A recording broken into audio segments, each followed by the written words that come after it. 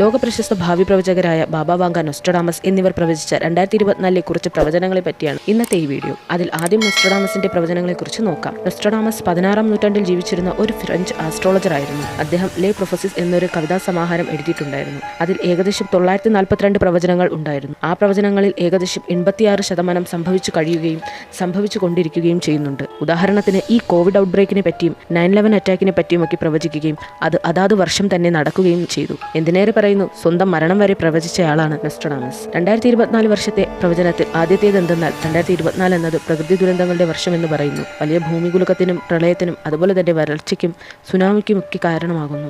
അതിനെ തുടർന്ന് പട്ടിണിയും മറ്റു രോഗങ്ങളും ഒക്കെ ഉണ്ടാകുമെന്ന് പറയുന്നു. രണ്ടാമത്തെ പ്രവചനം എന്തെന്നാൽ പുതിയ പോപ്പുമായി ബന്ധപ്പെട്ടതാണ്. പ്രായാധിക്യം കാരണം അവശതയിലെത്തുന്ന പോപ്പിന്റെ കാലശേഷം പുതിയ പോപ്പിനെ തിരഞ്ഞെടുക്കുകയും കാഴ്ചയിൽ വളരെ ശക്തനാണെങ്കിലും വളരെ ദുർബലനായ ഒരാളായിരിക്കുമെന്നും എന്നാലും അദ്ദേഹം ദീർഘകാലം തുടരുകയും ചെയ്യും. ഒരു ആഗോളതാപനം മൂലം നൂറ്റാണ്ടുകൾക്ക് മുന്നേ